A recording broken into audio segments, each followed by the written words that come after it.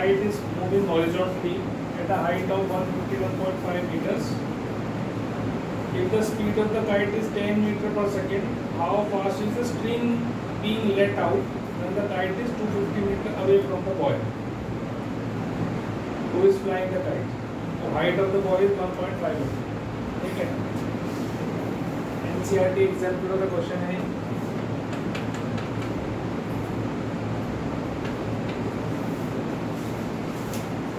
तो कैसे फिगर बनाएंगे?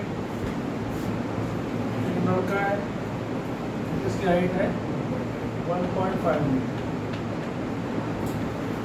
ठीक है, तो यहाँ से इसकी हाइट लेंगे ऐसे फिगर. ठीक है, और टोटल हाइट जो है आपकी, टोटल हाइट है 151.5. तो ये कितनी बच गई? 150. ठीक है, the kite is moving horizontally at the height of इतना, ये टोटल हाइट है. यहाँ से यहाँ तक की हाइट 150 और काइट की हाइट ये है, और वो ऐसे मूव कर रही है. किस स्पीड से मूव कर रही है? किस स्पीड से मूव कर रही है? हॉरिजॉन्टली. इज मूविंग हॉरिजॉन्टली, ऐसे जा रही है. ठीक है, तो ये मान लो x है, तो समझ लो dx/dt जो है वो 10 मीटर पर सेकेंड. ठीक है, when the kite is, जिस समय kite 250 metre away from the boy है. ठीक है, अवे फ्रॉम द बॉय मतलब बॉय यहाँ है और काइट यहाँ है. जिस समय ये 250 मीटर है, उस समय कह रहा है कि the height of the kite is 250 metre away from the boy who is flying the kite, how fast is the string being let out. String ये है, दिस इज स्ट्रिंग. तो ये y है, तो dy/dt आपको निकालना ऐसा दे. ये दे रखा है, ये दे रखा है, हाइट ऑफ बॉय दे रखी है, और आपको dy/dt निकालना. ठीक है, तो कैसे निकालें बताओ?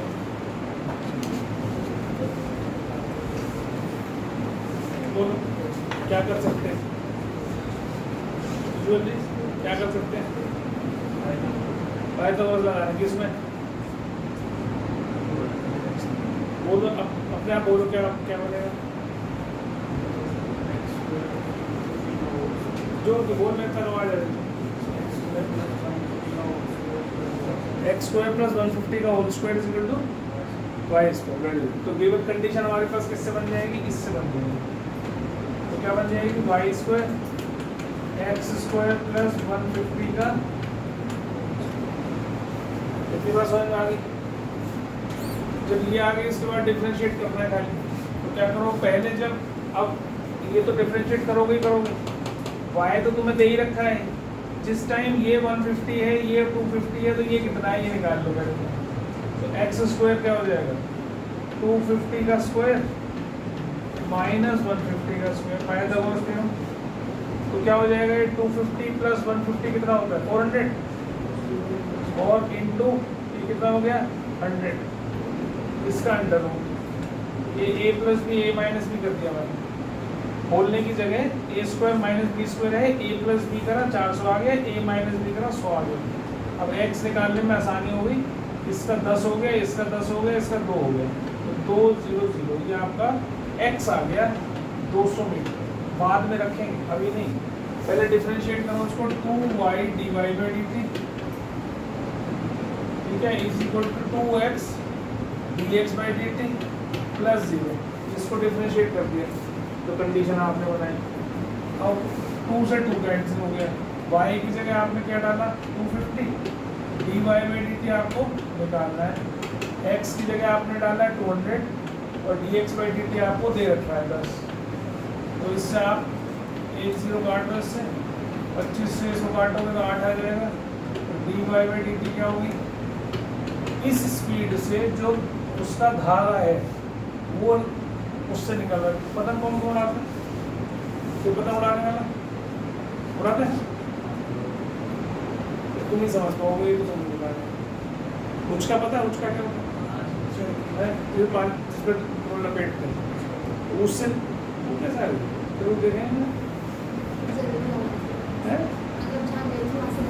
जल्दी आ गया. को फोन तुम्हें 3 बजे सोते सोते उठा है, अब तो बैठ गया आगे यहाँ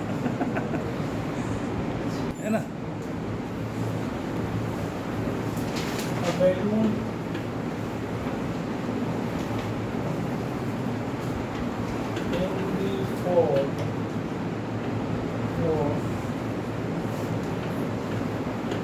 right circular cone surmounted by a hemisphere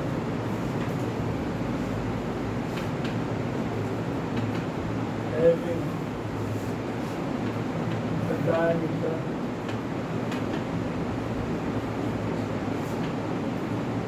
equal to the height of the moon.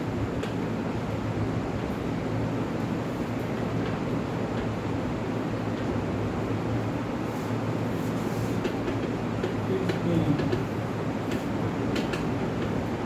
inflated. How fast is its volume changing with respect to its total height.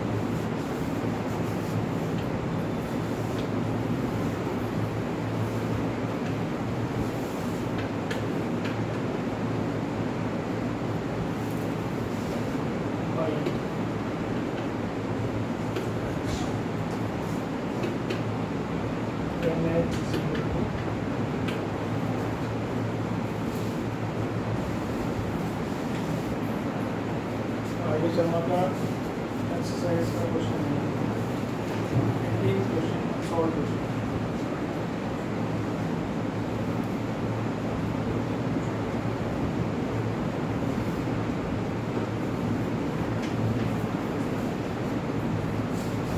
कहता balloon in the form of right circular cone surmounted bye hemisphere, जैसी ice cream होती है कोन के ऊपर, ठीक है, ये are है, ये भी आर ही होगा, ये मान लो कैपिटल एच है, और टोटल हाइट आपकी इसकी क्या दे रखी है, स्मॉल एच, ऐसा दे रखा है। कहता है total height balloon in the form of right circular cone surmounted by hemisphere having diameter equal to height of the cone, diameter equal to height of the cone मतलब 2r, ये h के बराबर given है, ठीक है। is being inflated मतलब हवा भरी जा रही है उसमें, how fast its volume changing, dv by dt निकाल लिया आपने, नहीं volume changing with respect to total height h, मतलब dv by dh निकालना है, अब d नहीं निकालना, क्या कहा है, how fast its volume changing with respect to its total height, total height के रेस्पेक्ट में, total height respect small h है, उसके रेस्पेक्ट में वॉल्यूम कितना चेंज हो रहा है, this we have to find. समझ में आ गई बात। तो पहले तो इसका वॉल्यूम ही ले लेते हैं, वॉल्यूम क्या होगा, सबसे पहले तो वॉल्यूम देखो, पहले तो कोन का volume 1/3 pi r square h plus 2/3 pi r cube, है ना जी। अब एक बात देखो, आपको with respect to h differentiate करना है, इसका मतलब क्या है, इसका मतलब आपको पूरा जो फंक्शन है वो h में कन्वर्ट करना है, ये यहाँ r में है, ये h में है, ये r में है, तो इसमें r और h दोनों को स्मॉल h में कन्वर्ट करना, तो वो कैसे कन्वर्ट करेंगे वो देखना है, ठीक है।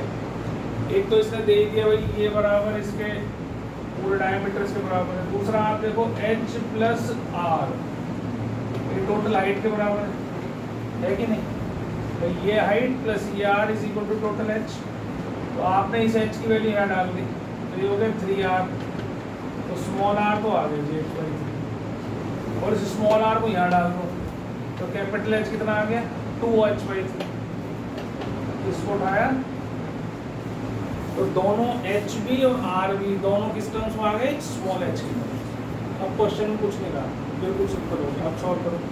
1/3 पाई, अब इसमें से पहले आर स्क्वायर कॉमन निकालें, 1/3 पाई आर स्क्वायर कॉमन है, फिर बच गया h प्लस 2r, है ना। अब इसकी वैल्यू डालते जाओ, पाई इंटू आर की जगह डालो तो उसका स्क्वायर करो, h²/9, कैपिटल H की जगह 2h/3 प्लस 2r की जगह आ जाएगा हमारा 2h/3, ये होगा, देखना जरा 2r क्या होगा 2h/3, तो हो गया 1/27 पाई और ये h² और ये हो गया कि आपका 4h/3, कुछ कटवट तो रहा नहीं, 4/81 पाई h³ आ गया जी आपके पास।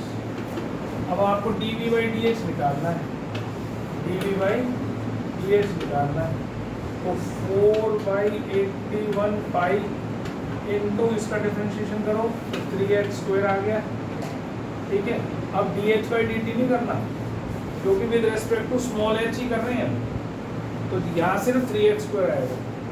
अब उठा के इसकी h की वैल्यू इसमें डाल देंगे, 3 से इसको काट दो 27 आ गया, 4/27 पाई इंटू h कुछ गिवन था क्या, h 9 दे रखा है, तो 9 है तो h दे रखा है 9, तो 9 इंटू 9 ऐसे लिख दो, तो 9 3 से 27, 3 3 से 9, तो आंसर कितना आ गया 12 पाई वॉल्यूम बाय हाइट है, तो सेंटीमीटर स्क्वायर नहीं लिखना, इसको लिखना सेंटीमीटर क्यूब बाय सेंटीमीटर, ठीक है, dv/dh आ गया,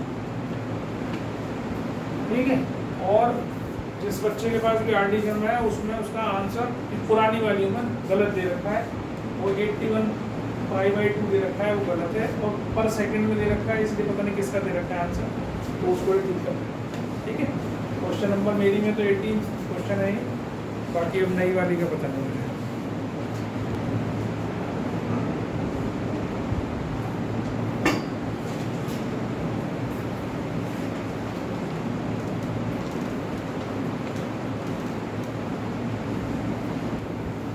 ठीक है,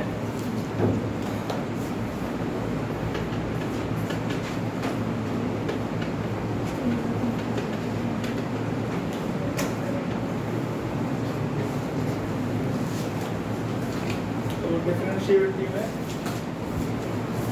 बिल्कुल जैसे कंटिन्यूटी करते थे ऐसी डिफरेंशिएबिलिटी करते हैं, या आपने डिफरेंशिएबिलिटी वाला फॉर्मूला क्लास 11 में लगाया भी था, अगर आपको ध्यान हो, आप लेफ्ट हैंड लिमिट और राइट हैंड लिमिट निकालते थे, ठीक है।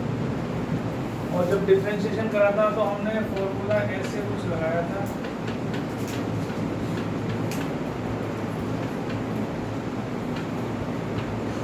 याद है, फर्स्ट प्रिंसिपल मेथड में आपने ये फॉर्मूला लगाते थे, fx + h - fx/h, ठीक।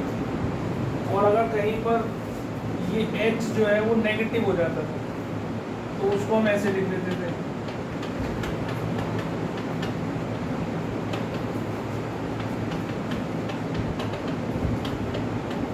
ऐसे लिखते, ठीक है। तो एक है इसमें से राइट हैंड डेरिवेटिव ऊपर वाला, एक है इसमें से लेफ्ट हैंड डेरिवेटिव नीचे वाला, ठीक। जैसे लिमिट्स में करते थे हम राइट हैंड लिमिट और लेफ्ट हैंड लिमिट, इसी तरीके से यहाँ करते हैं राइट हैंड डेरिवेटिव और लेफ्ट हैंड डेरिवेटिव। तो जब राइट हैंड डेरिवेटिव और लेफ्ट हैंड डेरिवेटिव इक्वल हो जाए तो फंक्शन को मान लेते हैं वो डिफरेंशिएबल है, ठीक, इट इज डिफरेंशिएबल एट कोई भी पॉइंट, जो भी पॉइंट वो पूछे कि भाई ये फंक्शन इस पॉइंट पे डिफरेंशिएबल है या नहीं है, तो आप क्या करोगे, you will find differentiable right hand derivative निकालोगे and left hand derivative, they are equal, that means function is differentiable at that point. समझ में आ गया? तो और हर डिफरेंशिएबल फंक्शन कंटिन्यूस होता है, हर डिफरेंशिएबल फंक्शन कंटिन्यूस होता है, ये भी याद रखना है। तो अब तो तुम्हारे कोर्स में है नहीं, तो पहले मीन वैल्यू थ्योरम होती थी, रोल्स थ्योरम और लैग्रेंज थ्योरम, उसमें फंक्शन को कंटिन्यूस और डिफरेंशिएबल करके दिखाना होता था, तो वहाँ पे हम इसी प्रॉपर्टी का यूज़ करते थे कि भाई डिफरेंशिएबल है, तो हम कह देते थे भाई ये डिफरेंशिएबल है और इसलिए कंटिन्यूस भी होगा, समझ आ रही मेरी बात? तो तुम ये याद रखो, पता नहीं कहाँ यूज हो जाए कि every differentiable function is continuous, ये याद रखो। ठीक, अब कैसे निकालेंगे इसको और किस तरह का क्वेश्चन आएगा, ये उसके साथ चॉइस में आता है क्वेश्चन, कंटिन्यूटी के साथ। ठीक है, या तो कंटिन्यूटी ले लेंगे या डिफरेंशिएबिलिटी ले लेंगे, अक्सर ऐसा आता है, कोई फिक्स पैटर्न तो होता ही नहीं बोर्ड का। तो जैसे अब क्वेश्चन उसने दिया भाई शो या चेक करो कि F X is equal to mod X is check whether fx is equal to mod x is differentiable। हाँ बेटा जी, क्या टाइम हो गया? एक घंटा रह गया, अभी देखो is differentiable at x is equal to, ठीक है। तो इसकी डिफरेंशिएबिलिटी चेक करनी है। तो डिफरेंशिएबिलिटी चेक करने के लिए हम सबसे पहले आर एच डी लेंगे। This is R H D और this is L H D, ठीक है। Right hand derivative, left hand derivative. तो राइट हैंड डेरिवेटिव अगर हम ले रहे हैं तो हम कैसे लिखेंगे उसको, F dash X is equal to F X plus H, मतलब कि हम कैसे लिखेंगे एक्स प्लस एच, ठीक है। और किस पे चेक कर रहे हैं, जीरो पर, एफ जीरो प्लस एच, देखो समझो बात है। हमने यहाँ पर जब जीरो है एक्स है तो यहाँ एक्स लिखा है, यहाँ भी एक्स लिखा है। लेकिन अगर मैं एफ डैश जीरो पर चेक करूँगा, जीरो पर एफ डिफरेंशिएबल है या नहीं, तो जहाँ जहाँ एक्स है इस फॉर्मूले में वहाँ पर क्या पुट कर दूंगा, जीरो पुट कर दूँगा। जो भी पॉइंट दे रखा हो वो पुट कर दूँगा, जीरो नहीं, जो भी पॉइंट दे रखा होगा इस पर चेक कराया जीरो पे, तो मैं क्या करूँगा इसको जीरो प्लस एच, इसका मॉडुलस माइनस एफ जीरो कितना हो जाएगा, F zero will be zero का मॉडुलस अपॉन एच और limit H tends to zero. ये मेरी राइट हैंड डेरिवेटिव निकलेगी। तो मॉडुलस एच तो एच ही होता है, upon H, H upon H, ये तो कितना आ गया, वन ही आ गया, लिमिट लेने की जरूरत ही नहीं पड़ी। तो राइट हैंड डेरिवेटिव कितना आ गया मेरा, वन आ गया, दोनों आ गए। अब लेफ्ट हैंड डेरिवेटिव ले लो। कई बार बच्चों को ना ये समझ में नहीं आता ये कैसे लिख रहा हूँ, इसको ध्यान से समझ लेना क्या लिखा है। जिस भी पॉइंट के ऊपर आपको डिफरेंशिएबिलिटी चेक करनी है, आप उसको x की जगह डाल देंगे फॉर्मूले में। अब एफ एक्स प्लस एच को कायदे में अगर मैं देखूं, एफ एक्स अगर आपको ऐसे दे रखा है, F X is given this, तो एफ एक्स प्लस एच कितना हुआ, जहाँ x है वहाँ पर x प्लस एच कर दोगे नहीं। जब मेरे को एफ जीरो निकालना हो, मतलब x की जगह जीरो डालना हो, तो जहाँ पर भी जीरो है x है वहाँ पे जीरो डाल दो। तो अगर इसकी जगह डालूंगा, इसकी जगह ये रखूंगा, x की जगह जीरो डालूंगा तो क्या आ जाएगा, मॉडुलस एच। और अगर मैं इसकी जगह जीरो डालूंगा तो क्या आ जाएगा, जीरो, नीचे तो h ही रहता है। तो ये h अपॉन एच बना गया। अब ऐसी एल एच डी को देखो, एफ डैश एक्स क्या हो गया, ये हो गया जी आपका जीरो माइनस एच, है ना भाई। अब क्या निकालना है, एफ एक्स माइनस एच निकालना है, एक्स माइनस एच। तो क्या है वो, एक्स माइनस एच का, तो ये हो जाएगा जीरो माइनस एच, और ये जीरो ही रहेगा। देखो एफ एक्स ही तो है वहाँ, एफ जीरो मतलब कि जीरो ही रहेगा, अपॉन क्या हो जाएगा जी, माइनस एच। अब मॉडुलस ऑफ माइनस एच तो पॉजिटिव एच होता है। मॉडुलस से बाहर जब भी कोई चीज़ निकलती है, मॉडुलस कराना तुमने इसका, तो ये पॉजिटिव होगी, तो ये माइनस एच, ये इससे कैंसिल हो गया, तो क्या है, माइनस वन। तो are H D is not equal to LHD, therefore function is not differentiable at x is equal to 0। ठीक है, समझ में आ गई बात।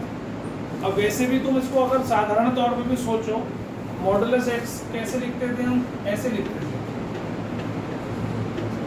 ऐसे लिखते थे ना।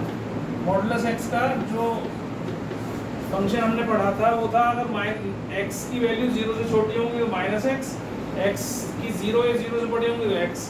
अब इसको डिफरेंशिएट करूंगा तो माइनस वन आएगा, इसको डिफरेंशिएट करूंगा तो क्या वन आएगा। तो यही तो आया वहाँ पे भी, ये डिफरेंशिएशन क्या आया, माइनस वन और वन आया, तो डिफरेंशिएबल नहीं होगा। लेकिन दिखाना तुमने ऐसे, ठीक है।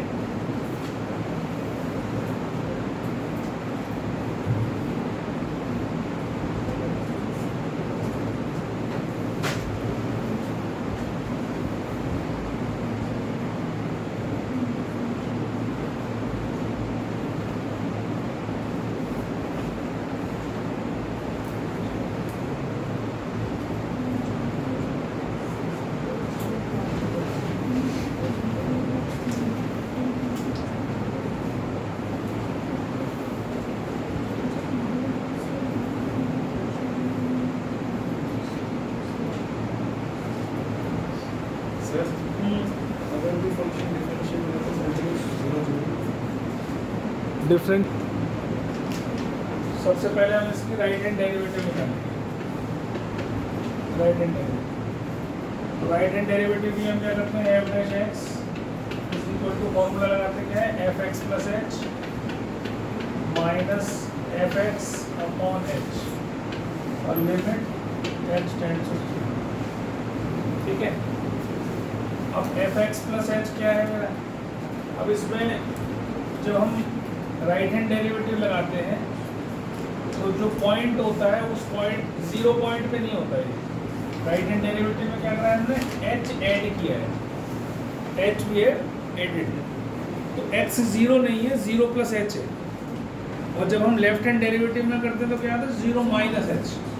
तो इसका मतलब वैल्यू एक्स की 0 नहीं है, तो फंक्शन कौन सा लूँगा, ऊपर वाला, नीचे वाला नहीं लूँगा, है ना। तो मैंने क्या करा, यहाँ पर रखा, तो पॉइंट किस पे ले रहे हैं, 0 भी चेक कर रहे हैं, तो एफ 0 प्लस एच यहाँ लिखूँगा, माइनस एफ 0 लिखूँगा, यहाँ एच लिखूँगा और लिमिट क्या कर दूँगा, एच टेंड्स टू 0। अब एफ एच क्या होगा मेरा, उस फंक्शन में डालूंगा तो एच स्क्वायर साइन 1/h, ये तो हो गया मेरा एफ एच। और एफ 0 क्या हो गया, एफ 0 पर 0 है, देखो 0 पर क्या है, एक्स 0 है तो 0 है, इस एफ 0 की जगह क्या रखूँगा, 0 अपॉन और लिमिट क्या कर दूंगा, एच टेंड्स टू 0, एक एच कर दिया, है ना। अब इसका आंसर क्या होना चाहिए, limit H tends to 0 into sine 1/h। ठीक है, अब h को मैं 0 डाल देता हूँ तो 0 हो गया, है ना, h को 0 डाल देता हूँ 0 आ गया। और इसकी वैल्यू हमेशा एक फाइनाइट वैल्यू होती है, f 1/h कैसे होती है, साइन किसकी रेंज क्या होती है, साइन की -1 से 1, साइन थीटा की रेंज क्या होती है, -1 से 1।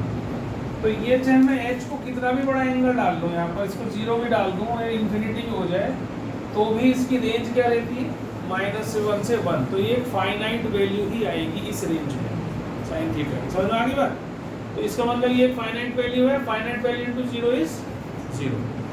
ठीक है, ये क्वेश्चन हमने लिमिट्स में भी उसमें भी करा था, कंटिन्यूटी में भी, ध्यान नहीं है आप लोगों को, अपनी कॉपी जानना तो मिल जाएगा। 0 इंटू फाइनाइट वैल्यू, तो इसके आ गया 0 आ गया, तो ये तो आ गया हमारा राइट हैंड डेरिवेटिव।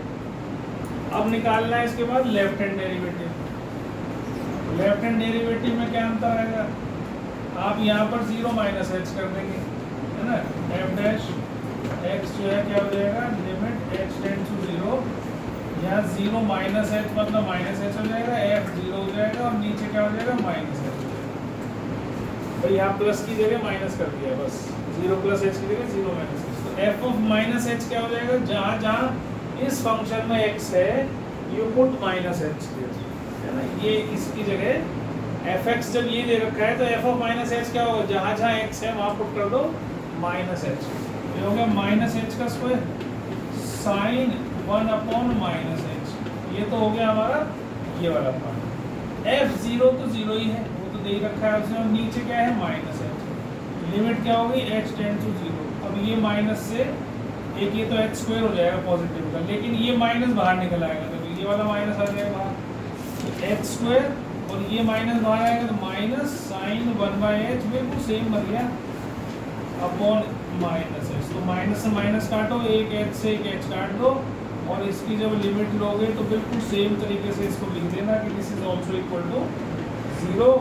तो left hand derivative is equal to right hand derivative. और ये जो वैल्यू निकली है ये किसकी निकली है, एफ डैश 0 की तो निकली है। ये क्या निकाला है हमने, differentiation at point X is equal to 0। तो ये एफ डैश 0 की वैल्यू कितनी आ गई थी, 0 आ गई। ये हमें चेक करना, देख लो, नहीं समझ में आया तो बोलो। तुषार को आ गया, कुछ नहीं है इन 2 पॉइंट्स पर, तो पहले एक पॉइंट पे चेक करेंगे, फिर दूसरे पॉइंट पे चेक करेंगे। कर सकते हो अपने आप चेक, फिर करना एक बार, देखता हूँ कर पाते हो, तो मैं कराता हूँ। करो जैसे मैंने बताया बिल्कुल, तो पता चलेगा आपको।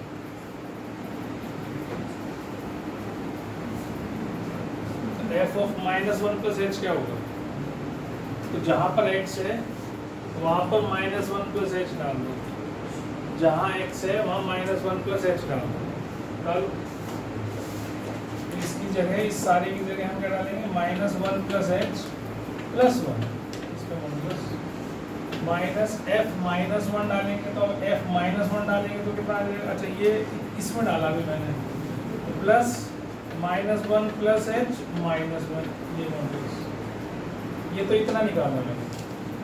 इसमें से f(-1) डालना है, तो -1 यहाँ भी डालोगे, -1 यहाँ भी डालोगे, तो जब यहाँ -1 डालोगे अलग निकाल लो, f(-1) क्या आएगा, देखो -1 + 1 और प्लस -1 -1, तो ये कैंसिल हो गया, ये -2 है, -2 का मॉडुलस क्या होगा, +2, तो ये हो जाएगा आपका यहाँ पर 2, इसकी जगह आपने क्या रख दिया, ये आ गया जी 2, ठीक, f(-1) इज 2, समझ में आ गया, अपॉन h। अब जल्दी मत करना, ध्यान से सुनना मेरी बात,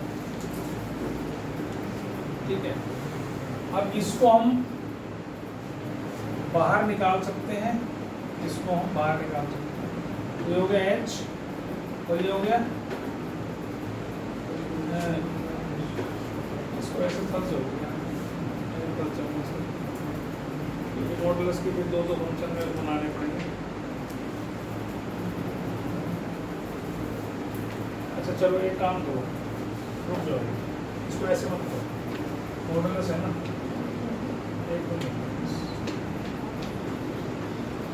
इसकी जगह आप इसको पहले फंक्शन को ब्रेक कर लो, मॉडुलस फंक्शन को ब्रेक कर लो, ठीक है। अब ध्यान से समझ लेना, मॉडुलस फंक्शन को ब्रेक कैसे करना है, ये दो मॉडुलस फंक्शन है, तो मॉडुलस फंक्शन ऐसे लिखा जाता है, मॉडुलस फंक्शन को हम ऐसे लिखते हैं, समझ लेना ध्यान से, x + 1 ये प्लस का होगा when x + 1 is greater than equals to 0, और ये माइनस होगा when x + 1 is less than 0, इससे आ जाएगा x greater than equals to -1, इससे आ जाएगा x less than -1, ठीक है।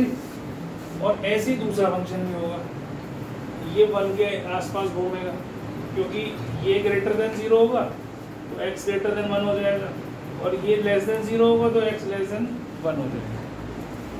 तो इसका मतलब मॉडुलस फंक्शन में इसमें दो क्रिटिकल पॉइंट्स हो गए आपके पास। क्रिटिकल पॉइंट्स का मतलब है कि -1 से छोटी वैल्यू रखता हूँ तो उसका साइन बदलता, -1 से बड़ी रखता हूँ तो साइन बदलता है। इसी प्रकार से 1 के केस में यहाँ पर हम -1 से बड़ी ले रहे हैं तो इसका साइन बदल रहा है ना, और -1 से छोटी ले रहे हैं तो ये नेगेटिव आ रहा है, ये पॉजिटिव आ रहा है। बात समझ में आ रही है? इसी प्रकार से इसमें भी जब मैं 1 से बड़ी वैल्यू डालूंगा, तुम डाल के देख लो, इसके अंदर ही डाल के देख लो। 1 से बड़ी वैल्यू डालोगे जरा एक बार, 1 से बड़ी वैल्यू डालोगे, 2 डाली मान लो, 2 - 1 कैसा आया, पॉजिटिव। लेकिन अगर यहाँ 0 डाल दिया 1 से छोटी तो नेगेटिव, अंदर आया -1, अंदर वाली देखना वैल्यू, केवल अंदर वाली, मॉडुलस नहीं लगाना। तो अगर मैं, इसका मतलब दो क्रिटिकल पॉइंट्स हो गए मेरे पास, एक हो गया -1, एक हो गया 1, ये दोनों पे ही निकलवा रहा है वो, ठीक है। तो मैंने क्या करा है, इसको फंक्शन को ब्रेक डाउन कर दिया, इस फंक्शन को तोड़ दिया बीच में। कैसे तोड़ लिया जी, एक तो ले लिया जी मैंने, ये ऐसे समझ लो, ये -1 और ये 1 है। एक तो मैंने ले लिया ये वाला इंटरवल, ये वाला एक ले लिया मैंने -1 से 1 का, और एक ले लिया मैंने 1 से इंफिनिटी तक, ठीक। तो एक तो ले लिया x 1 से बड़ा, एक ले लिया -1 से 1 के बीच में, एक ले लिया -1 से छोटा। बात समझ में आती है इसमें? तो अगर आप इसको ब्रेक डाउन करोगे तो कैसे होगा, देखो। अब अगर मैं इस इंटरवल में लेता हूँ, इस इंटरवल में, तो ये पॉजिटिव होगा कि नेगेटिव होगा भाई? इधर वाली कौन सी वैल्यूज है, -2 -3 -4, वो इसमें रख के देख लो अंदर की वैल्यू कैसी आ रही है, नेगेटिव आ रही है। तो इसको ऐसे लिखो, इस इंटरवल में ले रहा हूँ पहले, इस इंटरवल में, और इस इंटरवल में ही, इसी इंटरवल में ही ये कैसा होगा भाई, इसमें भी -3 डाली मैंने तो ये भी नेगेटिव होगा, तो मतलब -(x - 1), ये भी नेगेटिव। तो ये कितना बन गया, ये कहाँ है, जब x लेस देन -1, ये कहाँ है, when x is less than -1। बात समझ में आ गई? तुम्हारा चुप आई समझ नहीं, रिकॉर्डिंग कर रखी नहीं। फिर आप इसके बीच में आ जाओ, ठीक है, इसको सॉल्व कर लेना। अभी ये आ जाएगा -(x - 1) -(x + 1), ये 1 से 1 कट गया तो -2x आ गया। एक तो आ गया मेरा ये। अब इसके बीच में आ जाओ, इसके बीच में -1 से बड़ा वैल्यू डालूंगा यहाँ पर, इसके बीच में तो मान लो 0 आ रही है, यहीं पे 0 डाल दी मैंने, इसमें पॉजिटिव आ रहा है, तो ये आ गया जी x+1 पॉजिटिव, और ये कैसा आ रहा है, ये नेगेटिव आ जाएगा, तो -(x−1). जिस बच्चे को समझ में ना आ रहा हो, -1 से 1 के बीच की कोई भी वैल्यू आप अंदर डाल के देख लो, इसमें अपने आप अंदाजा हो जाएगा कि अंदर की वैल्यू पॉजिटिव आ रही है या नेगेटिव वैल्यू आ रही है। बस ये चीज़ ध्यान रखना है। तो आपने ये माइनस कर दिया, अब इसको जब खोलोगे तो x+1 -x+1 में x करके कितना आ गया जी 2, ये कहाँ आ रहा है, x -1 से 1 तक, -1 से 1 यहाँ पर, ठीक है। तो अच्छा, अब एक चीज़ और ध्यान देनी है, एक चीज़ और ध्यान देनी है जो बहुत इम्पोर्टेंट चीज़ है। जब हम मॉडुलस x को डिराइव को करते हैं, डिफाइन करते हैं, तो इसको हम -x लिखते हैं व्हेन x < 0 और +x लिखते हैं व्हेन x < > 0। तो इक्वल्स टू का साइन जब लगाते हैं जब पॉजिटिव लिखते हैं, किसी भी के सामने पॉजिटिव कब लिया जाता है मॉडुलस को, जब > इक्वल्स टू 0 है। तो आप यहाँ देखो, ये दोनों ही नेगेटिव थे, ये दोनों ही नेगेटिव लिए थे मैंने, तो इसलिए यहाँ मैंने इक्वल्स टू का साइन नहीं लिया। लेकिन यहाँ इस वाले फंक्शन में x+1 पॉजिटिव था, इसका मतलब मेरे को कैसा लेना चाहिए था, -1, x is greater than equals, इसका मतलब क्या है, x is greater than equals to -1। यहाँ क्या था, अब इस फंक्शन को अगर मैं ऐसे लिखता, ये चीज़ समझ इसलिए लेना ध्यान से क्योंकि ये इंटीग्रेशन में भी काम आएगी आपके, यही टाइप और मोस्ट इंपॉर्टेंट टाइप है ये, इंटीग्रेशन में आएगी 5 नंबर का क्वेश्चन, डेफिनेट इंटीग्रेशन। तो ध्यान से समझ लेना, ये कंसेप्ट समझा रहा हूँ, वहाँ पे भी तुम्हारे बहुत काम आएगा, ठीक है। अब यहाँ पर ये इक्वल्स टू मतलब इसको अगर मैं खोलता हूँ, तो इसको खोलता हूँ तो कैसे आता है, x+1 < 0 अगर नेगेटिव लेता हूँ, और x+1 positive when x+1 is greater than equals to 0। तो यहाँ तो आ गया x < -1, यहाँ क्या आना चाहिए, ग्रेटर देन इक्वल्स टू -1। मतलब इसको अगर मुझे पॉजिटिव लेना है तो मेरा x जो है वो ग्रेटर देन इक्वल्स टू -1 होना चाहिए। भाई नेगेटिव कब होता है, जब 0 से छोटा हो, ठीक है। अगर मैं 0 भी आ गया तो that is not called negative, negative नहीं कहलाता है। तो इसलिए इक्वल्स टू का साइन हमेशा हम किसके साथ लेते हैं, ग्रेटर देन इक्वल्स टू 0 के। तो अब यहाँ पर हमने इसको लिखा, लेकिन ये नेगेटिव है, इसलिए यहाँ इक्वल्स टू का साइन नहीं डाला। अब आ गया तीसरा उसका जो 1 से बड़ा, तो 1 से बड़ा में ये भी पॉजिटिव और ये भी पॉजिटिव, तो यहाँ क्या लूँगा मैं, x greater than equals to 1। Equals to 1 किस में लिया, इस वाले में लिया। इसको तो देखना ही नहीं मुझे, एक से बड़ी वैल्यू पर जब ये पॉजिटिव है तो ये तो ऑलरेडी पॉजिटिव हो गई होगा, है ना। एक से बड़ी वैल्यू डालने पर, मतलब मान लो मैं इसमें 2 डाल दूँ तो ये भी 2 + 1 3 पॉजिटिव, 2 - 1 1 ये भी पॉजिटिव। समझ में आ गई बात। तो ये चीज़ कंसेप्ट समझने की है, फिर आगे हम चलेंगे, इसको करेंगे। तो हमारा फंक्शन क्या बन गया उसको एक बार लिख लेते हैं सारा। तो ये बन गया जी आपका फंक्शन, ये बन गया -2x और ये बन गया 2 और ये क्या बन गया 2x। ये कहाँ हो गया जी, x < -1 हो जाए, और ये कब हो, जब -1 से 1 के बीच में -1 हो सकता है, और यहाँ x greater than equal to 1। तो अभी पहले हमने इस फंक्शन को f(x) को ऐसे रीडिफाइन कर लिया, ठीक है। अब अगर मेरे को निकालना है कि f ऑफ -1 पर डिफरेंशिएबिलिटी चेक करिए, बता दूं इधर वाला f लिखोगे, लिख लो इसको, लिख लो।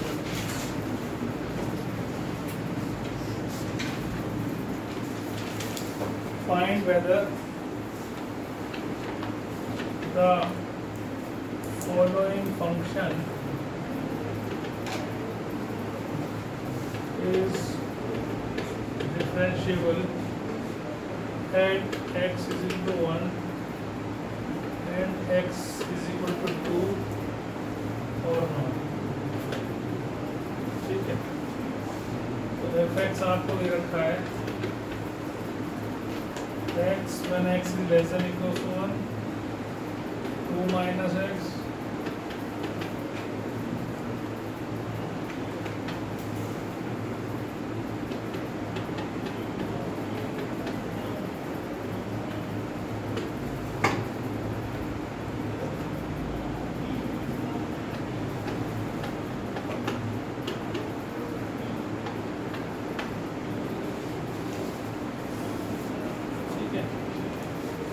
आपको चेक करना है, ये 2015 का बोर्ड का क्वेश्चन है, चॉइस में आया होगा दोनों या दो अलग अलग उसमें आए होंगे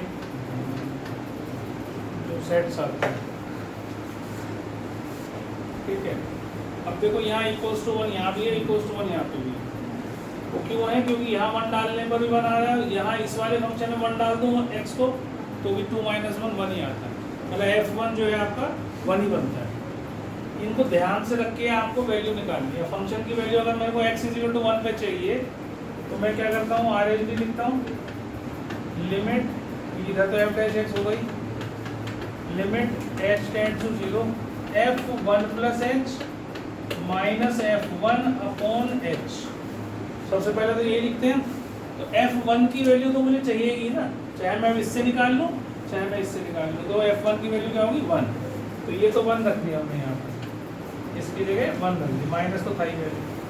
अब 1 + h मतलब 1 से थोड़ी सी बड़ी, तो 1 से थोड़ी सी बड़ी कहाँ आ रही है, यहाँ आ रही है थोड़ी सी बड़ी, मतलब क्योंकि 1 और 2 के बीच में, एक तो थोड़ी सी बड़ी मतलब 1 से 2 के बीच में, तो फंक्शन क्या है मेरा ये, तो मैंने क्या करा 2 - x की जगह क्या रखा 1 + h upon h, limit h tends to 0।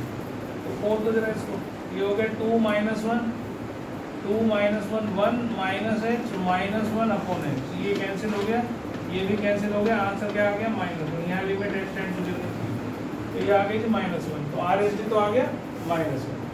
अब अगर आपको LHD निकालना है, LHD के लिए क्या करो, limit h tends to 0 f(1 - h), अभी 1 से छोटा, एक पर ही चेक कर रहे हैं ना अभी, और -f1 अपॉन -h।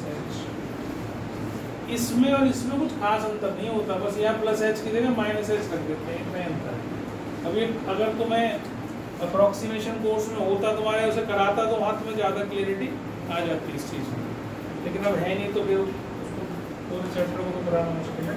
तो f(1 - h), ठीक है, f(1 - h) मतलब 1 से छोटा, 1 से छोटे के लिए फंक्शन क्या लूँगा, ये वाला, तो यहाँ पर रखूँगा 1 - h, x की जगह तो रखना है, और -f1 तो 1 ही है, upon -h, limit h tends to 0। और आप देखो ये इससे कैंसिल हो जाएगा, -h से -h कैंसिल हो जाएगा, क्या आ जाएगा 1, ये कितना आया -1, ये कितना आया 1। Therefore function is not differentiable. Find weather पूछा था उसने, है या नहीं है, तो हमने कहा भाई 1 पर डिफरेंशिएबल नहीं है। अब 2 पे ऐसे चेक करो,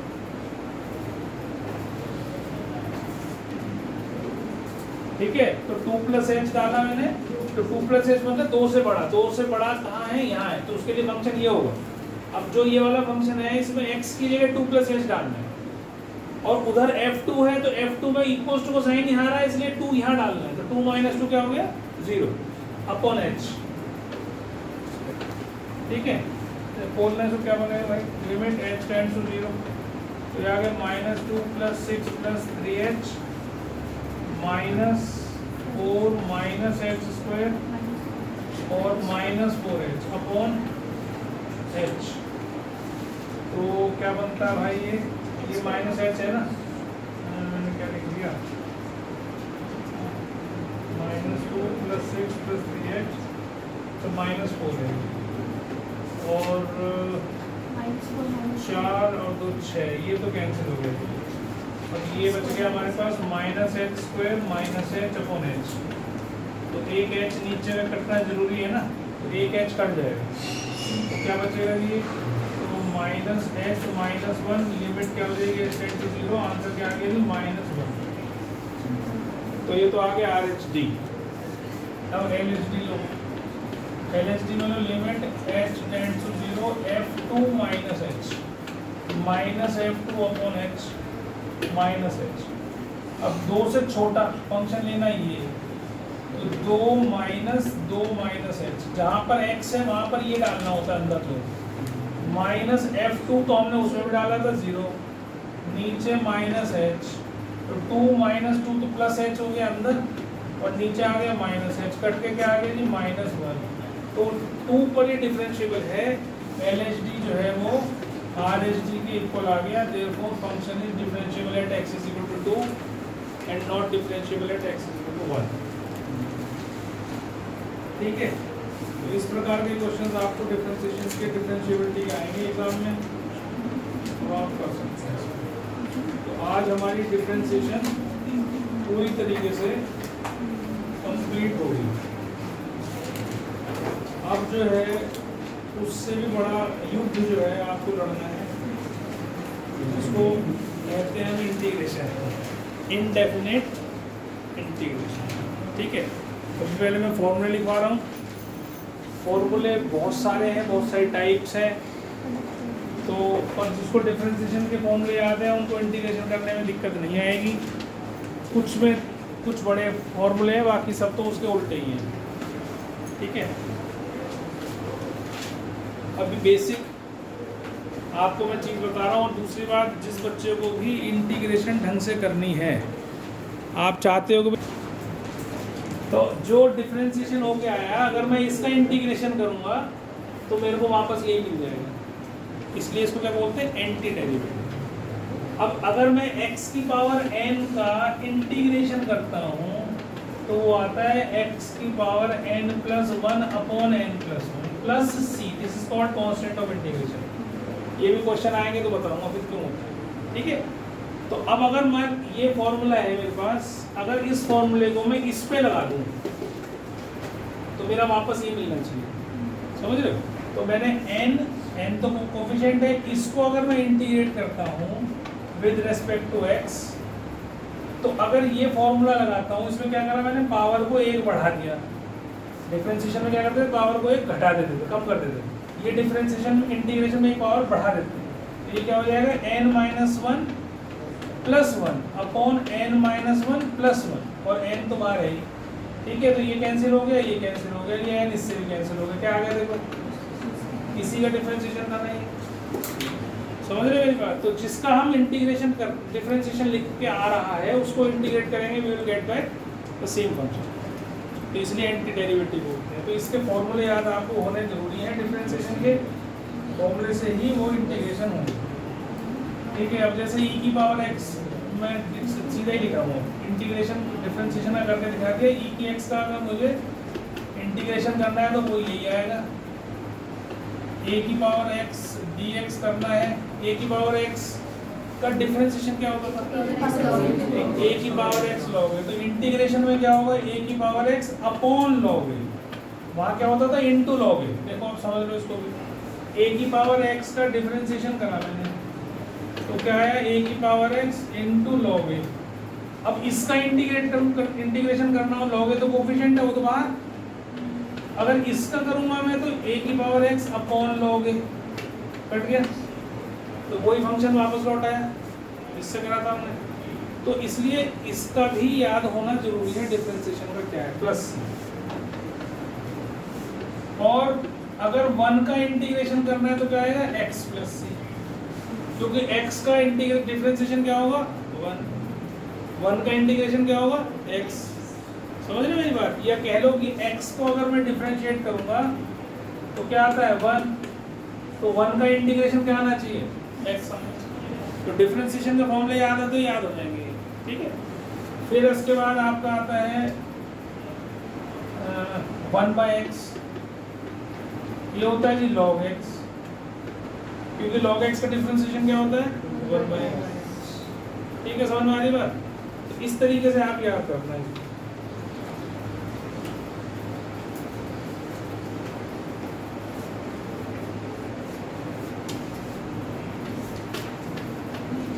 तो मैंने लिख दिया x की power n plus 1 upon n plus 1 plus c। नहीं हो गया। इसके बाद हमारा आ जाता है जी इंटीग्रेशन ऑफ साइन एक्स। क्या आना चाहिए,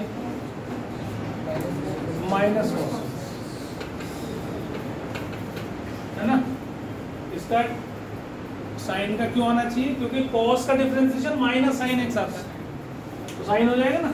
तो ये माइनस मत भूल जाना। अब उसमें इसमें डिफरेंशिएशन में कंफ्यूजन हो जाती है, क्योंकि वहाँ differentiation of cos minus sine होता है, यहाँ साइन का माइनस कॉस है, तो इसलिए माइनस की कंफ्यूजन कर देते हैं बच्चे, गलत हो जाते हैं।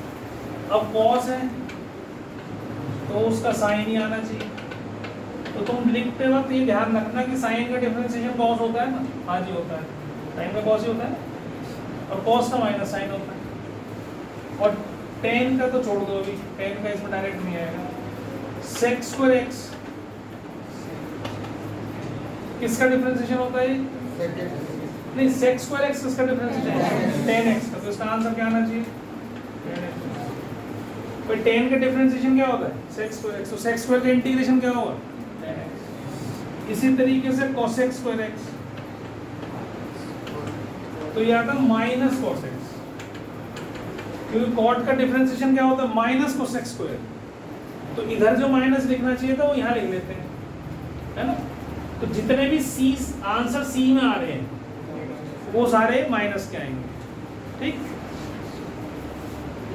और sec square cos square sec X tan X, ये किसका होता था? सेक एक्स का। और कोसेक एक्स कॉट एक्स, ये minus cosec X plus C, minus cosec X plus C. Time हो गया तो देखिए, हो गया। तो इतने फॉर्मूले भी आप याद करना। बाकी टेन का और कॉट का ये फॉर्मूला मैं आपको जब सब्स्टिट्यूशन कराऊंगा जब बताऊंगा कि किस तरीके से ये फॉर्मूला होता है। बाकी मेरे ख्याल से यही फॉर्मूले तुम्हारे डिफरेंशिएशन में बेसिक फॉर्मूले में थे। Sine cos tan, sec cosec cot, ये फॉर्मूले तो पढ़े थे हमने, इनके डिफरेंशिएशन याद करे थे हमने। अब इनके ये किसके इंटीग्रेशन है ये आपको उल्टा याद करना है, और ये याद करे थे हमने। और मेरे ख्याल से तो कोई करा नहीं हमने, और कुछ करा था? वो बात है, वो अभी नहीं, एक साथ बता दूंगा ना तो पगले हो जाओगे, ठीक है। चलो ये log x 1/x का log x